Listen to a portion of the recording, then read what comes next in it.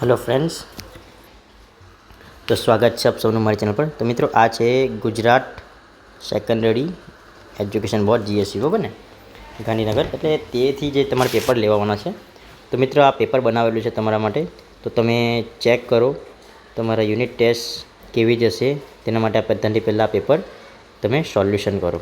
તો મિત્રો, આવી રીતે તમારે એકમ કસોટી લેવામાં આવશે. તો સૌથી પહેલાં જે છે તો સવાલ આપેલા હશે. Read the extract and answer the following question. પહેલો સવાલ છે, for what did the resident of Tajnagar lobby, કે રેસિડન્ટ ઓફ તાજનગર છે એ શાના માટે એ લોકો માંગ કરે છે. તો આન્સર આવશે the resident of Tajnagar lobbied for a railway station. How long? તો આન્સર આવશે ફોર 25 years. તો આન્સર કેવી રીતે લખવાનું છે મિત્રો?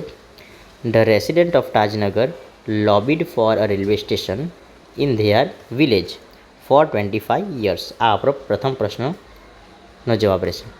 Vote did the villagers decide? વિલેજરે શું નક્કી કર્યું? વિલેજરે શું નક્કી કર્યું?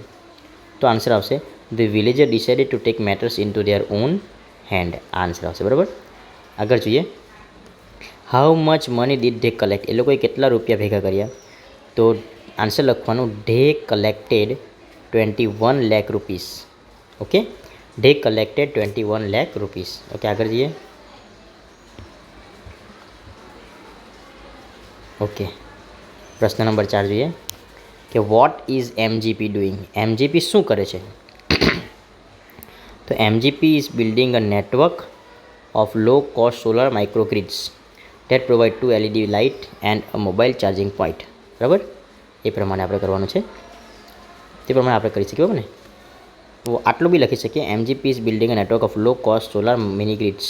ઓકે, આટલું પણ લખી શકીએ. રાઈટ આન્સર છે. નેક્સ્ટ ક્વેશ્ચન જોઈએ. What are the advantages of solar power? કે સોલાર પાવર છે એનો એડવાન્ટેજ શું છે?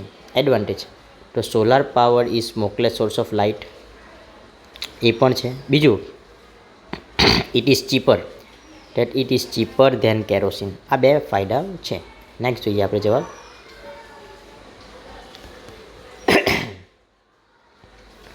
Vote facilities does MGP provide with network of low cost microgrid? શું ફેસિલિટી આપે છે? તો it provides 2 LED lights and a mobile charging point. બરાબર ને, ટુ ઓલ પેઇંગ હાઉસહોલ્ડ. તો અહીંયાથી આપણે આન્સર અહીંયા સુધી લખી દેવાનું છે. ઓકે, સમજાઈ ગયું મિત્રો? ઓકે, આગળ જોઈએ આપણે. આ પોયમ છે. શું આપેલ છે? What will the song do when the child is in the crowd? જ્યારે ચાઇલ્ડ ક્રાઉડમાં હશે તો શું કરશે? તો આન્સર લખવાનું છે વેન યુનો હશે. When the child is in the crowd it will fence you about with aloofness. It will fence the child આવશે. It will fence the child about with aloofness. What will the song do when the child is alone? જ્યારે એકલું છે બાળક ત્યારે શું કરશે? તો આપણે આન્સર જોઈ લઈએ. What will the song do when the child is alone? તો when the child is alone, when the child પછી ઇઝ લખવા પડશે. When the child is alone it no the song will sit by child side and whisper in his ear. Whisper in his ear. Okay, ફરીથી સમજાવું કેવું છે લખવાનું છે. What will the song do when the child is alone?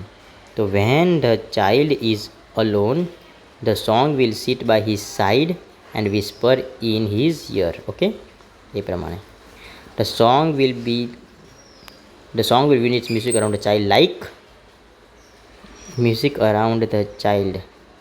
like the fond arms of love. અહીંયા આવશે the fond arms of love. Okay, આગળ જઈએ.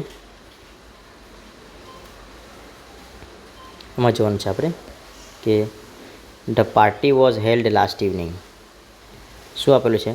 The party was held last evening એટલે શું આવશે? The party was held last evening. તો આપણને ખબર છે, આવું નહીં ખબર પડે તો આ ટાઈમ આપેલો છે. લાસ્ટ ઇવનિંગ એટલે શું? તો ટાઈમ. તો અહીંયા જોડી દેવાનું છે.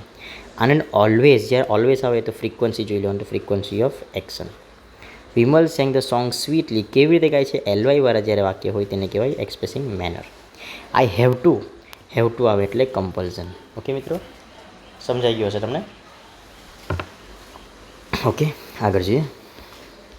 Select the correct question two gate underline words. Okay, તો મિત્રો આમાં અંડરલાઇન નથી આપેલી, હું અંડરલાઇન બતાવી દઉં છું કે રીટા હેઝ 10 રોઝીસ, બરાબર ને? તો અહીંયા 10 રોઝના નીચે અંડરલાઇન કરવાનું છે, 10 roses. How often has Rita, તો જ્યારે સંખ્યાના નીચે અંડરલાઇન કરેલું હોય તો આન્સર આવશે how many. Okay, how many roses has Rita, તો રીટા હેઝ 10 રોઝીસ. ઓકે, નહીં તો તમે પછી જો કદાચ આના નીચે અંડરલાઇન કરેલું હોય વોટ ડઝ રીટા હેવ, તો અહીંયા રોઝીસ 10 રોઝીસ આ રીતે પણ થઈ શકે. ઓકે, આગળ આવીએ. હવે અહીંયા નીતિના નીચે અંડરલાઇન કરવાનું છે. Who goes to library every Sunday, જ્યારે વ્યક્તિને નીચે અંડરલાઇન કરેલું હોય તો શું આવશે, બરાબર ને? Who goes to library every Sunday, તો Nitin goes to library every Sunday. Okay, okay, આગળ જોઈએ.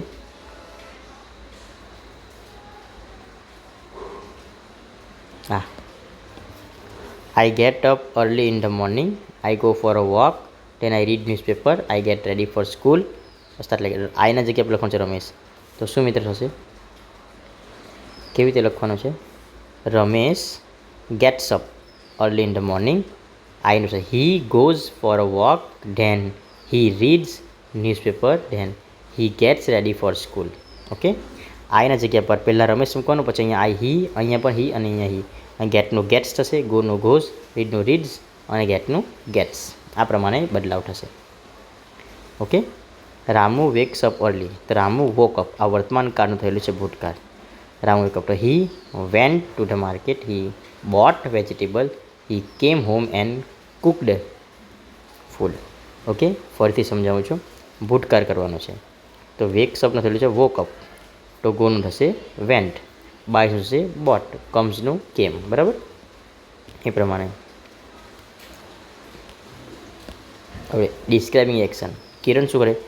કિરણ always plays cricket in the evening, Kiran હંમેશા સાંજે ક્રિકેટ રમે છે, બરાબર? Time, I will meet you tomorrow, આવી રીતે પણ આપણે લખી શકીએ, I will meet you tomorrow, એ પ્રમાણે. Okay, okay. હવે આ સિલેક્ટ કરવાનું છે. અહીંયા આવીએ આપણે. The cupboard is too much heavy, હવે આપણે રિક્વેસ્ટ કરવાનું છે. બહુ જ હેવી હોય તો શું કરીએ આપણે? Please help me to carry it, I cannot carry it. તો પ્લીઝ આવ્યું એટલે આપણને ખબર જાય કે આ ઓપ્શન એ રાઈટ આવશે, બરાબર ને? જ્યાં પણ મેકિંગ રિક્વેસ્ટ હોય, મેકિંગ રિક્વેસ્ટ હોય તો પ્લીઝવાળા વાક્ય જોઈ લેવાનું, વિલ યુ કુડ યુ વાળા વાક્ય જોઈ લેવાનું, બરાબર ને? ઓકે, આગળ જોઈએ.